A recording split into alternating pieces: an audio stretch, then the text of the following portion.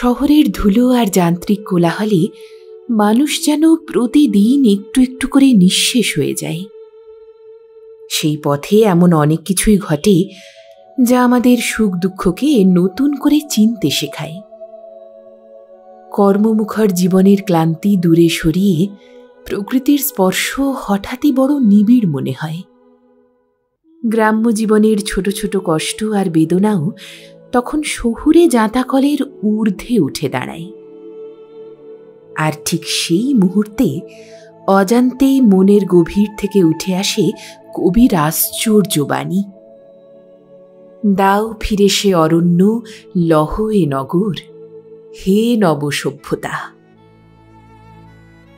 নমস্কার, আপনারা শুনছেন গল্প একান্তে, একান্তে গল্প শোনার আদর্শ ঠিকানা, যেখানে পাবেন চেনা অচেনা সাহিত্যিকদের অনন্য আনকোরা সব লেখনীগুলি। আজ রইল আমাদের সবার প্রিয় সাহিত্যিক বিভূতিভূষণ বন্দ্যোপাধ্যায়ের একটি অপ্রকাশিত রচনা, বহরাগড়া। শুনতে থাকুন।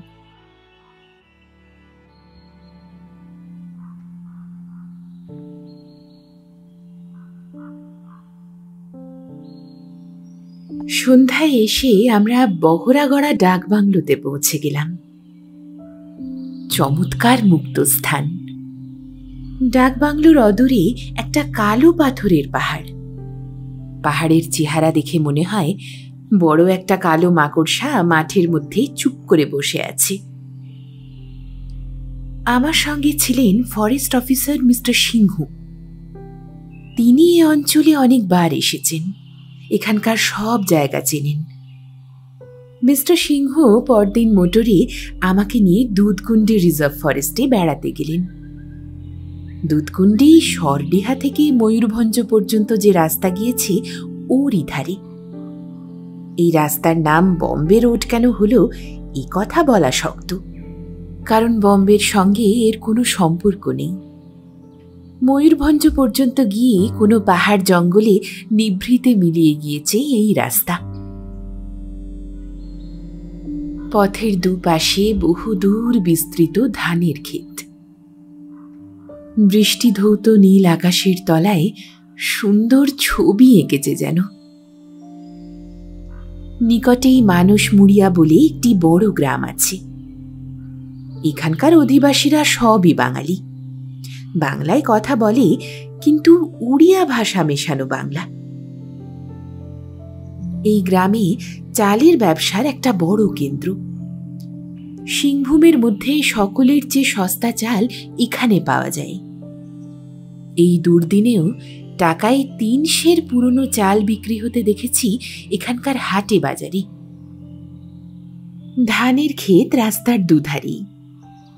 সবুজের বিশাল সমুদ্র যেন পার হয়ে চলেছি। সরু বম্বে রোড এই সবুজের সাগরের মধ্যে নিজেকে হারিয়ে ফেলেছে যেন। কারণ বহরাগড়া ডাকবাংলোতে দেখেছি দলে দলে জীর্ণ শীর্ণ ভিক্ষুকের দল আসছে। বহরাগড়া স্কুলের বোর্ডিংয়ে ভাতের ফ্যান পাবার আশায় একদল শীর্ণ বালক বালিকা সেখানে সকাল থেকে বসে থাকে। পথে আরও একটা গ্রাম পড়ল। এটাও আধা উড়িয়া আধা বাঙালি গ্রাম। ঘরগুলি অধিকাংশই মাটির। জানালার বালাই নেই এই সব ঘরে। রাস্তার ধারে দু একটা ময়রার দোকানে তেলে ভাজা জিনিস আর কুচো গজা কলঙ্ক ধরা পেতলের থালায় সাজানো। দিন রাত রাঙা ধুলো পড়ছে খাবারগুলোর উপরে। শুনলাম এই গ্রামে একটা হাই স্কুল খুলবার চেষ্টা হচ্ছে। সিংভূমের অনেকগুলি কংগ্রেস কর্মীর নিবাস এই গ্রামে। এইবার পথের দুধারে বড় বড় লতার জঙ্গল শুরু হলো। এই মোটা মোটা লতাগুলি সুন্দর সবুজ ঝোপ সৃষ্টি করেছে। এর ডাঁটায় এদেশে নাকি ঝুড়ি বোনা হয়। এর স্থানীয় নাম কাউরা লতা, বৈজ্ঞানিক নাম কম্ব্রিটাম ডেকান্ড্রাম। মিস্টার সিংহের মুখে শুনলাম। আষাঢ় মাসে কাউরা লতায় চমৎকার হলদে রঙের ফুল ফোটে। তখন এই অঞ্চলের ভূমিভাগের বড় শোভা হয়। শুধু এই লতার ঝোপ ছাড়া অন্য কিছু দেখা যায় না পথের দুধারে। হয়তো মাঝে মাঝে দু একটা মৌল কি অর্জুন গাছ, কি একটা গাছে বড় সুগন্ধি ফুল ফুটে আছে, কিন্তু গাছটার নাম জানা গেল না। দুধকুণ্ডি একটা ক্ষুদ্র উড়িয়া বস্তি, ময়ূরভঞ্জের সীমানা থেকে 17-18 মাইল দূরে। আমরা রিজার্ভ ফরেস্টের প্রান্তবর্তী একটা ঘাটোয়ালি বাংলোতে উঠলাম। স্থানীয় জমিদারকে এ অঞ্চলে ঘাটোয়াল বলে। আইন অনুসারে স্থানীয় ঘাটোয়াল গভর্নমেন্টের কর্মচারীদের ব্যবহারের জন্য একটা বাংলো রাখতে বাধ্য। তাকেই বলে ঘাটোয়ালি বাংলো। মাটির দেওয়াল, খড়ের চালা। গত বর্ষায় জল পড়ে মাটির দেওয়াল অনেক স্থানে গলে গিয়েছে। আসবাবের মধ্যে দুখানা দড়ির চারপাই, একখানা কাঠের চেয়ার আর বড় একটা টেবিল। কাঠের আসবাবগুলি মান্ধাত্তার আমলের, পালিশের সম্পর্ক নেই কোনোটাতেও। যাই হোক, এই বন্য অঞ্চলে একটু মাথা গুঁজবার জায়গা পেয়ে আমরা সেই অজ্ঞাতনামা ঘাটোয়াল মশাইয়ের প্রতি কৃতজ্ঞ হয়ে উঠলাম। এই জঙ্গলে কে একটু আশ্রয় দেয়? দুজন লোক সেখানে বসেছিল। তারা মোটর থেকে আমাদের নামতে দেখে শ্রদ্ধায় ও সম্ভ্রমে অভিভূত হয়ে পড়ল। ছিল দিব্যি বসে, হঠাৎ দাঁড়িয়ে উঠে অকারণে হাত জোড় করে রইল আমাদের সামনে। আমরা বললাম, চৌকিদার কোথায়? হুজুর, আনছি ডেকে। জলদি করো। একটু পরে চৌকিদার এলো। তার কথা বুঝতে পারা সে এক ব্যাপার। কেউ বুঝতে পারে না, আমি তো একেবারেই কিছু বুঝি না। তাকে জিজ্ঞাসা করা হলো সে চায়ের কোনো জোগাড় পারবে কিনা। তাতে সে বললে সে নাকি অসম্ভব। সুতরাং চায়ের আশা ছেড়ে দিলাম। একজন গ্রাম্য লোক সেখানে বসে আছে। তাকে জিজ্ঞাসা করলাম, তোদের এখানে চালের দর কি? 3 সের করে টাকায় বাবু, লোক না খেয়ে মরে যাচ্ছে। তা মাছ পাওয়া যায়? এই জঙ্গলে ওসব মেলে না। তবে তোরা কি খাস? শুধু ভাত আর শাক। চিরকালই আমরা এই খাই, এর বেশি জোটে না। চৌকিদার বললে, নিকটে খাড়া মৌদা বলে একটা গায়ে অনেক কাঁসারির বাস ছিল। তারা কাঁসার বাটি তৈরি করে মেদিনীপুরের মহাজনদের কাছে বিক্রি করত। এই আকাল পড়বার পর থেকে তাদের জিনিস কেউ কেনে না। কাঁসারিরা না খেয়ে মরছে। তাদের একটা পয়সা আর নেই, অথচ অনেক ছেলে পুলে তাদের বাড়িতে। সামনেই বোম্বে রোড। ঘাটোয়ালি বাংলোতে মোটর দেখে অনেকগুলি পথ চলতি গ্রাম্য লোক এসে সেখানে দাঁড়ালো। তাদের মধ্যে মেদিনীপুর অঞ্চলের 2-1 লোক ছিল। ওরা সরডিহা থেকে ময়ূরভঞ্জ যাচ্ছে জীবিকা অন্বেষণে। তাদের মুখে শুনলাম মেদিনীপুর জেলার অবস্থা। পথের ধারে মানুষ নির্জীব অবস্থায় পড়ে আছে, এ প্রায়ই দেখা যায়। তবুও তো আমি বলছি এ ভাদ্র মাসের শেষের সপ্তাহের কথা। অবস্থা তারপর আরো গুরুতর আকার ধারণ করেছে। এই সময় বৃষ্টি আসাতে লোকগুলিকে আমরা ডেকে বাংলোর বারান্দায় বসালুম। যে ময়ূরভঞ্জ যাচ্ছিল তাকে বললুম, তোর বাড়িতে কজন খেতে? 7 জন বাবু। জমি আছে? আমরা মজুর, খেতে কাজ করে খাই। আমাদের দেশে 1 বিঘে জমির দাম 250 টাকা। জমি কিনবার ক্ষমতা কি আমাদের আছে বাবু? তো ময়ূরভঞ্জে কেন যাচ্ছ? এই সময় ওখানে নতুন ধান উঠেছে, সস্তা চাল। আমাদের জেলায় চাল গাঁয়ের হাটে মোটেই আসছে না। ওখানে গেলে 2টো খেতে পাবো। আর বাড়িতে যে লোকগুলো রইল তারা কি খাবে? 15 দিন পরে তাদের জন্য বাঁকে ঝুলিয়ে আধমন 30 সের চাল জোগাড় করে আনব। বৃষ্টি একটু পরে থেমে যেতে লোকগুলো চলে গেল। মিস্টার সিংহ জঙ্গল তদারকে বার হলেন। আমি আর আমার স্ত্রী রইলাম বাংলোতে। রবীন্দ্রনাথের মালঞ্চ ছিল তার সঙ্গে। তিনি দড়ির চারপাইতে শুয়ে বই পড়তে লাগলেন, আর আমি কিছু লিখব ভেবে জানলার ধারের টেবিলটাতে ভর দিয়ে ভাঙা কাঠের চেয়ারখানাতে বসলুম। অপূর্ব বনভূমির শোভা। জানালা থেকে 10-12 হাত দূর থেকে রিজার্ভ ফরেস্ট আরম্ভ হয়েছে। গত বর্ষার বাড়িধারায় নবীন সতেজ আর ঘন শ্যাম। কত কি গাছপালার শীর্ষদেশ চোখে পড়ছে জানালা দিয়ে, কত কি পাখি ডাকছে। বৃষ্টি ধৌত সুনীল আকাশের তলায় যত দূর দৃষ্টি যায় বন আর বন। এই ঘরটি যেন ঋষির আশ্রমের মতো নির্জন। সারাদিনে একটি লোকেরও যাতায়াত নেই। জানালার ধারে বসে নিঃসঙ্গ নির্জনতার মধ্যে বই পড়ো, লেখো, চিন্তা করো। মন আপনিই ধ্যানোন্মুখ হয়ে ওঠে এই শাল কাঠের আড়া খুঁটি লাগানো সেকেলে ধরনের খড়ের ঘরের মধ্যে উই ধরা কাঠের গড়া দেওয়ালা জানলার কাছে বসলে। এমন একটি স্থান, এমন একটি ঘরের সন্ধান মেলে বহু ভাগ্যে। মোটরের ড্রাইভার এই সময়ে অনেকগুলি অজানা বন্য ফুল বন থেকে সংগ্রহ করে এনে আমার স্ত্রীর হাতে দিয়ে বললে, দেখুন মাইজি, কেমন চমৎকার ফুল। বন্য ক্যানা জাতীয় ফুল, তার মধ্যে সত্যি এত সুন্দর। আরও এক ধরনের বুনো বাংলার ফুল, ঠিক যেন ছোট ছেলেদের পশমের টুপির ঘুঁটির মতো।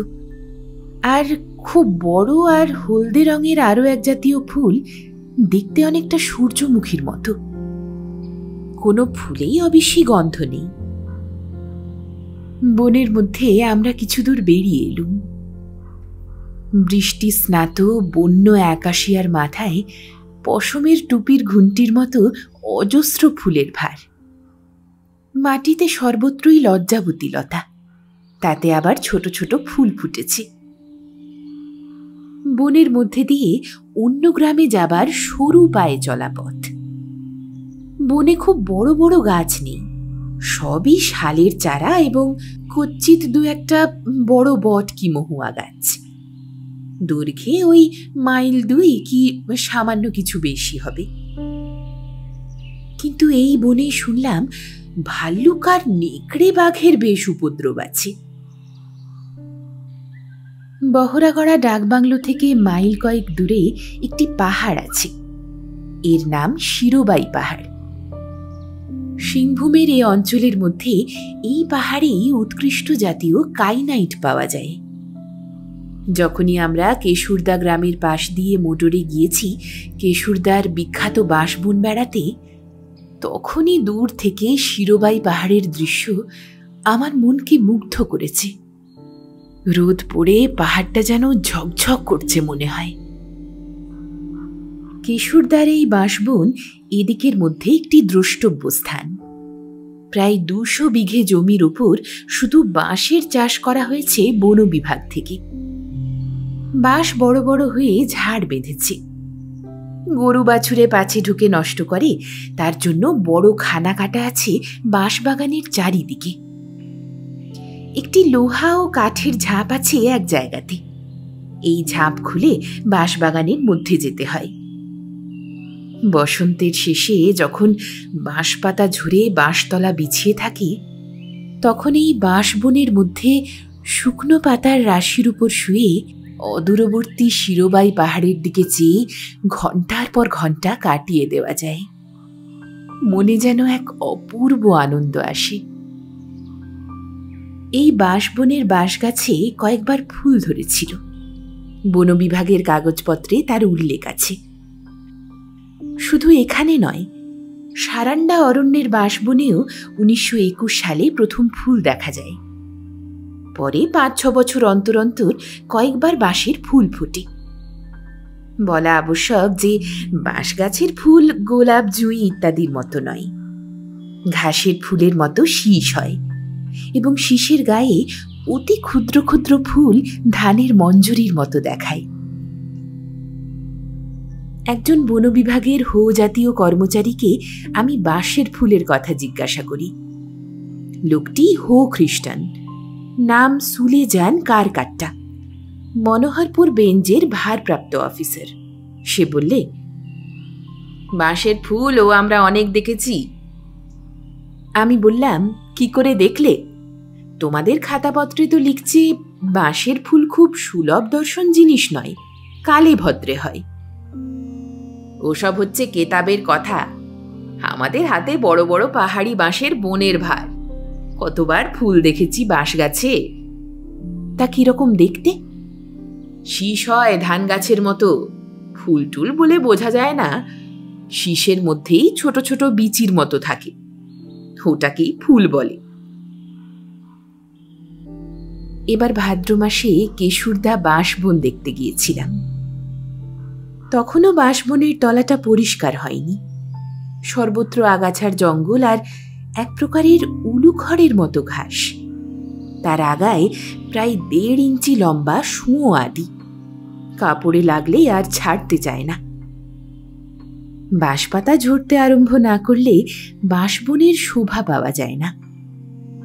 বাঁশবন দেখতে হলে চৈত্র মাস কিংবা বৈশাখ মাস। এত বড় বাঁশের বন তো এমনিই দেখতে পাওয়া যায় না। কাজেই যারা বাঁশবনের শোভা ভূমার মাপে অনুভব করতে চান, তাদের এখানে একবার আসা কর্তব্য। শিরোবাই পাহাড় সুবর্ণরেখার তীরে অবস্থিত। বাঁশবন থেকে মাইল ২ দূরে হবে, কিন্তু দেখায় যেন খুব নিকটে। কেশুরদা গ্রামে আর কিছু বিশেষ দেখবার নেই, একটি মন্দির ছাড়া। স্থানীয় এক অবস্থাপন্ন গৃহস্থ এই মন্দিরটি করে দিয়েছে। দরজায় লেখা আছে শ্রী শ্রী স্বর্গবাউড়ী মাতার মন্দির। স্বর্গবাউড়ী শব্দের অর্থ কি তা গ্রামের লোকের কাছে জিজ্ঞেস করেও পাইনি। এবার আমি মন্দির দেখছি, সঙ্গে আমার স্ত্রী আছেন। একটি উড়িয়া ব্রাহ্মণ ফুলের সাজি হাতে নিয়ে মন্দিরে ঢুকলেন। তিনি আমাদের মন্দিরের মধ্যে নিয়ে গিয়ে ঠাকুরের মূর্তি দেখালেন। মাকড়া পাথরে তৈরি মূর্তি, কিন্তু পাথরের লালচে রং এখন একটু কালো হয়ে গিয়েছে। হিন্দু শাস্ত্রোক্ত পরিচিত কোনো দেবমূর্তির সঙ্গেই সেটির গঠন বা আকৃতি মেলে না। পূজারী ঠাকুরকে জিজ্ঞাসা করেও স্বর্গবাউড়ী দেবীর কুলজি উদ্ধার করতে পারিনি। পূজারী ঠাকুরের মুখে শুনলাম অনেক প্রাচীন দিন থেকে এই স্থানে দেবী প্রতিষ্ঠিত আছেন। পূর্বেকার মন্দিরটি তাদের জন্মগ্রহণের পূর্বেই ভেঙে গিয়েছিল। ঠাকুর পড়ে থাকতেন পথের ধারে গাছতলায়। প্রায় ৫০ বছর এই অবস্থায় থাকবার পরে সম্প্রতি আজ ৫ বছর হলো দেবী নতুন মন্দিরে উঠে এসেছেন। উড়িয়া ব্রাহ্মণটিকে আমি কিছু প্রণামী দিতে উদ্যত হলে তিনি তা নিতে চাইলেন না। জিভ কেটে বললেন, আমারে ব্যবসা নয়, দেবীর কৃপায় আমার কিছুরই অভাব নেই। জীবিকার জন্য তো ঠাকুর পুজো করি না, তবে পুরুষানুক্রমে আমাদের বংশই এই গ্রামে স্বর্গবাউড়ীর পূজারী। আপনার এখানেই বাড়ি? আগে হ্যাঁ, চলুন না আমাদের বাড়ি, মাকে নিয়ে চলুন। পূজারী ঠাকুর আমাদের নিয়ে গেলেন তার বাড়িতে। মাটির ঘর, বিচালির ছাউনি, মাটির পাঁচিল দিয়ে বাড়ির চারিদিক ঘেরা। আমি বাইরের ঘরে বসে রইলাম, আমার স্ত্রী বাড়ির মধ্যে গেলেন। ছোট্ট একটা ঘর বাইরের, একটা পুরনো আমলের হাতল ভাঙা চেয়ার আর দুখানা দড়ির খাটিয়া একমাত্র আসবাব। দেওয়ালে মহাত্মা গান্ধীর একটা সস্তা ছবি।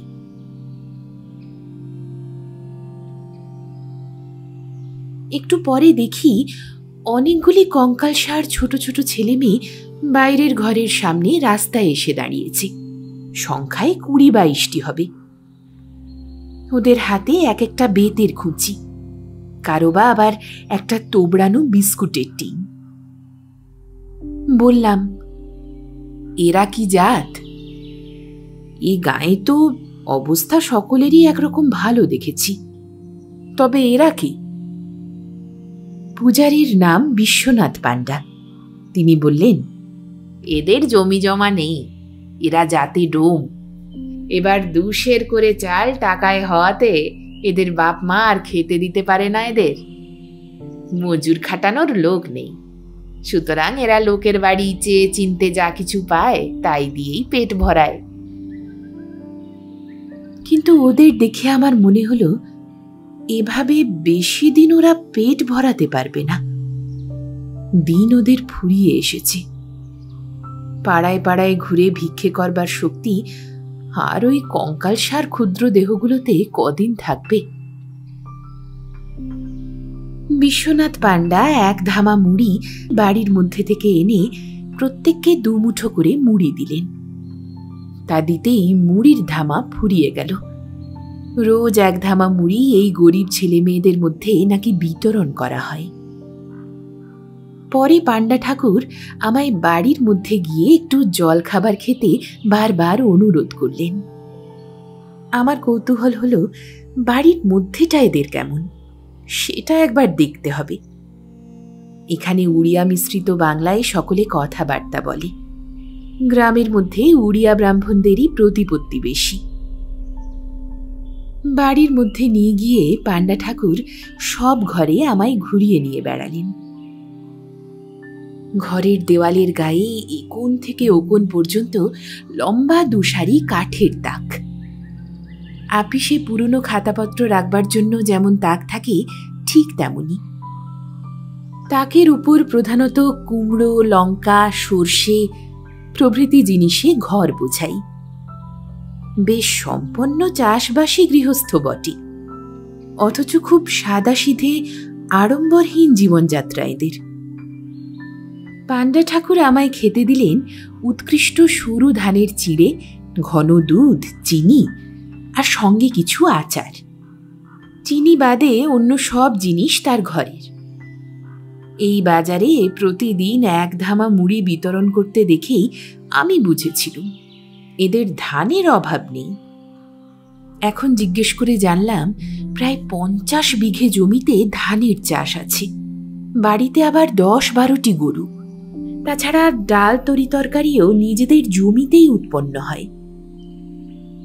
এইসব গৃহস্থের অর্থনৈতিক ভিত্তি সুদৃঢ় বলেই এই দুর্দিনেও এদের নিজেদের তো কষ্ট নেই, উপরন্তু বহু অন্নহীনকে অনুদান করেও আসছেন। আর ভূমিহীন হয়ে শুধু চাকুরির টাকার উপর নির্ভর করার দরুন আমরা টাকা হাতে বাজারে গিয়েও চাল কিনতে পাচ্ছি না। আরও বিশেষ করে কথাটা মনে হয়েছিল পুজোর আগে দেশে যাবার সময়ে। রানাঘাট স্টেশনে আমার কামরায় 2টি ভদ্রলোক উঠলেন। তাদের হাতে একটা করে চটের থলি। কথায় কথায় তারা বললেন গাংনাপুরের হাটে তারা চাল কিনতে যাচ্ছেন। আমি তখনও দেশের অবস্থা ঠিকমতো জানতাম না। বললাম, কেন, ওখানে চাল সস্তা বুঝি? ওরা আমার দিকে চেয়ে অবাক হয়ে বললেন, মশায়ের কোথায় থাকা হয়? হ্যাঁ, আপাতত বিহারে। ও, তাই বাংলার অবস্থা জানেন না। রানাঘাট টাউনে 13,000 লোকের বাস। আজ 4 দিন সেখানে পয়সা দিলেও 1 দানা চাল কিনতে পাবেন না, কোথাও নেই।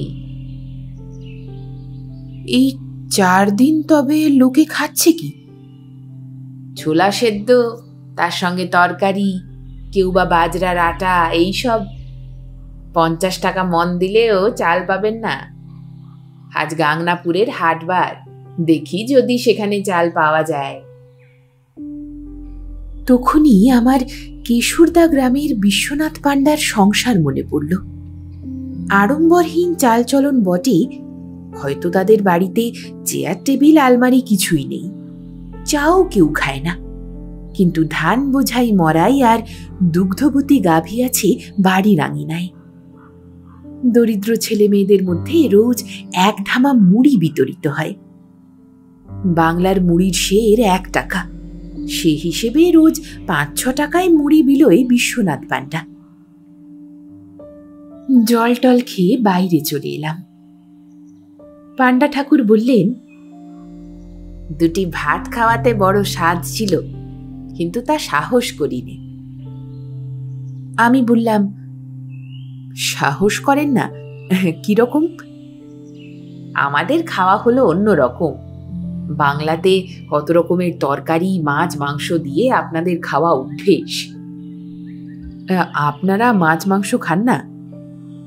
পান্ডা ঠাকুর জিভ কেটে বললেন, থাকবে, কখনো না। তবে কি খান? 2-1টা তরকারি হলো, ডাল হলো, দুধ আছে, ঘিও আছে। আমরা আলো চালের ভাত খাই, গাওয়া ঘি না দিলে খাওয়া যায় না। বাজারের ঘি কখনো আমাদের বাড়িতে ঢোকে না, ঘরের দুধ থেকে ঘি হয়। আর জল খাবার?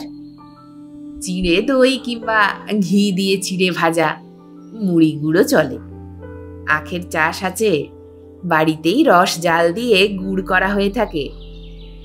আপনাদের বাড়িতে কেউ চাকুরি করে? কোনো দিন না। আমার দাদার 2 ছেলে ম্যাট্রিক পাশ করেছে বহরাগড়া স্কুল থেকে, এখন বাড়িতে চাষবাস দেখে। বড়টি ময়ূরভঞ্জে জঙ্গলের মধ্যে 100 বিঘে জমি এবার ইজারা নিয়েছে। সেখানে কে চাষবাস করবে? সে নিজে সেখানে থাকবে। নিজে না দেখলে চাষ কি চলে বাবু? খুব ভালো ধান হয়, বিঘে পিছু 14 মণ পর্যন্ত ফলে। এখানে অত হয় না, 10 মণ হয় গড় পড়তায়।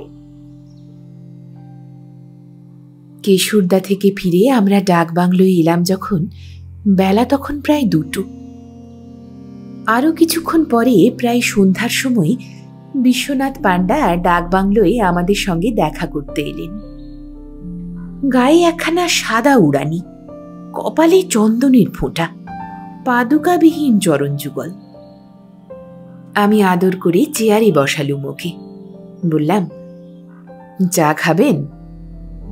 পান্ডা ঠাকুর হাত জোড় করে বললেন, আজ্ঞে না, মাপ করবেন, অভ্যেস নেই। আপনাদের গ্রামে কেউ চা খায় না? ও জিনিস এখনো ঢোকেনি গায়ে। একজন তাঁতির ছেলে বহরাগড়া স্কুল থেকে ম্যাট্রিক পাশ দিয়ে চা খেতে শুরু করেছিল বাড়িতে।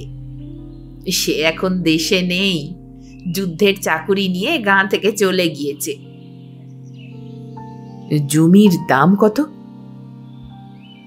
1 নম্বর ধানের জমি 200 টাকা বিঘে এবছর বিক্রি হচ্ছে, কিন্তু 3-4 বছর আগেও 50 টাকা দর ছিল। এখন সবাই চাষ ধরেছে। পান্ডা ঠাকুর চলে গেলেন সন্ধ্যার একটু পরে। আমরা সুবর্ণরেখার ধারে বেড়াতে গেলাম। ওপারে ময়ূরভঞ্জের পাহাড় শ্রেণীর ওপর মেঘ ঝুঁকে পড়েছে। ওই শীর্ষা গ্রাম। সেবার এসে যেখানে বন বিভাগের কর্মচারী ভগবতী প্রসাদ মহান্তির বাড়ি গিয়েছিলাম। এই পাড়াঘাটের নাম কামরারা ঘাট। এখানে সুবর্ণরেখার ওপরে একটা কাঠের পুল আছে।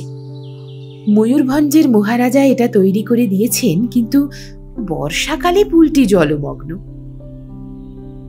ওপারে বনশ্রেণীর মধ্যে পুরনো দেউল মন্দির মাথা তুলে দাঁড়িয়ে আছে। বর্ষায় কুলে কুলে ভরা সুবর্ণরেখা।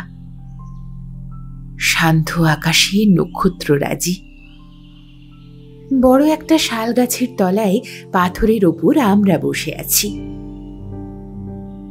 এই সময়ে 2জন লোক আমাদের কাছে এসে দাঁড়ালো। তারা নিকটবর্তী গ্রামের কৃষক। রাত্রে এখানে ফসলের ক্ষেত পাহারা দেয়। কিছুদিন আগে এখানে বন্যা হয়ে খুব ক্ষতি করেছে, তারই গল্প করছিল। 2খানা গ্রামের অনেক ঘরবাড়ি একেবারে ভেসে গিয়েছে। লোকের বড় কষ্ট, অনেকে খেতে পাচ্ছে না। আমরা বললাম, এখানে চালের দর কত? এখন 2.5 সের পাওয়া যায় টাকায়, সেদিনও 2 সের ছিল। অথচ এইখানেই চাল সকলের চেয়ে সস্তা ছিল ধলভূমের মধ্যে। তা ময়ূরভঞ্জে তো চাল সস্তা। 6 সের করে টাকায়। আগে আনতে দিত, এখন পুলিশ বসিয়েছে ঘাটে। চাল আনবার জো নেই, তবুও কিছু কিছু আসে। কিভাবে আসে? রাতে নদী পেরিয়ে আসে। কামরারা ঘাট দিয়ে আসতে পারে না, জঙ্গলের মধ্যে দিয়ে লুকিয়ে লুকিয়ে গিয়ে নারায়ণপুরের ঘাটে নদী পার হয়। যেখানেই গিয়েছি সেখানেই অন্ন কষ্ট, ধান চাল সমস্যা সবচেয়ে বড় হয়ে দেখা দিয়েছে। তবুও এটা বাংলা নয়, বিহার। তবে এ কথাও ঠিক, বাংলার সীমায় অবস্থিত বলেই এসব জায়গায় চালের এত দুর্মূল্যতা।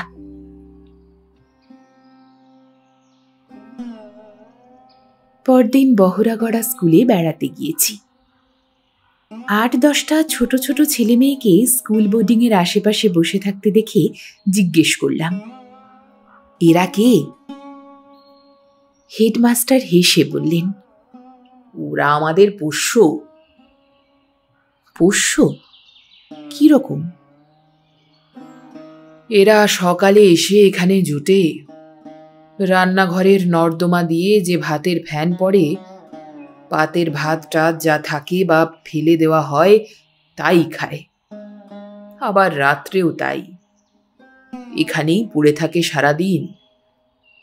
বেশি রাত্রে বোধহয় বাড়ি চলে যায়।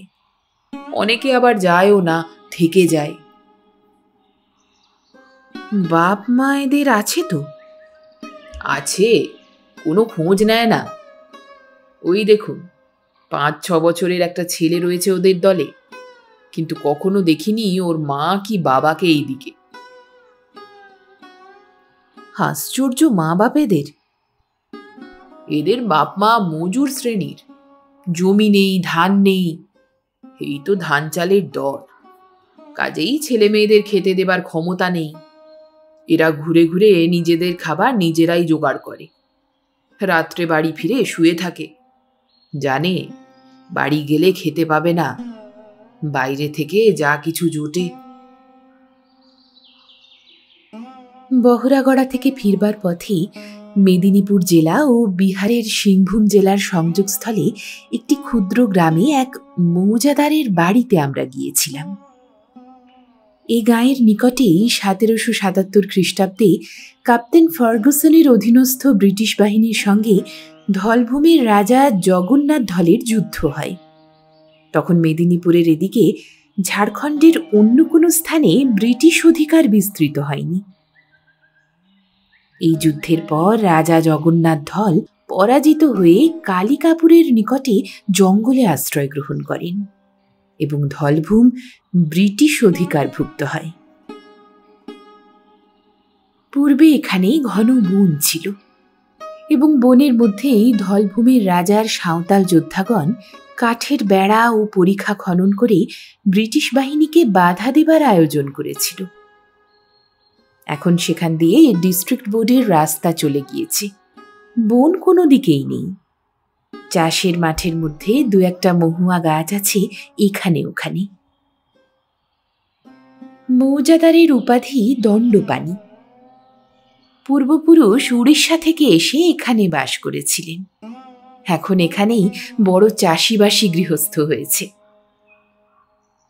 বর্তমান খাদ্য সংকটের দিনে পারিবারিক অর্থনীতি কোন ভিত্তিতে প্রতিষ্ঠিত হওয়া উচিত, দণ্ডপাণি মহাশয়ের সংসার ও গৃহস্থালী তার প্রকৃষ্ট আদর্শ।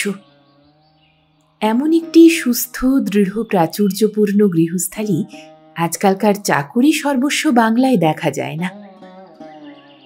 ভূমিহীন চাষিজীবী বাঙালি মধ্যবিত্ত পরিবার আজ মরণের পথে পা বাড়িয়েছে। শহরের গলির মধ্যেকার 15-20 টাকা মাসিক ভাড়ার আলো বাতাসহীন কক্ষে অর্ধাসনে বাস করে যক্ষা রোগীর সংখ্যা বৃদ্ধি করছে। অথচ এই সিংভূম মানভূম অঞ্চলে শত শত বিঘা জমি জঙ্গল হয়ে পড়ে আছে। যেখানেই বেড়াতে গিয়েছি এই কথাটা আগে মনে হয়েছে।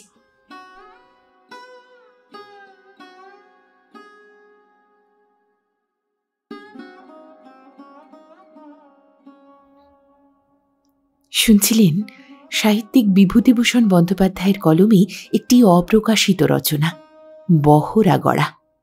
গল্প পাঠে আমি রিয়া। প্রতি বৃহস্পতিবারে আমরা নিয়ে আসছি চেনা অচেনা সাহিত্যিকদের বেশ কিছু অপ্রকাশিত অগ্রন্থিত রচনা অথবা তাদের দিনলিপি এবং ডায়েরির বেশ কিছু অংশ। আমাদের এই নতুন প্রচেষ্টা আপনাদের কেমন লাগলো কমেন্ট করে অবশ্যই জানাবেন। ভালো লাগলে গল্প একান্তে সকল পরিচিত মানুষের সাথে শেয়ার অবশ্যই করবেন। ভালো থাকুন, সঙ্গে থাকুন, শুনতে থাকুন গল্প একান্তে।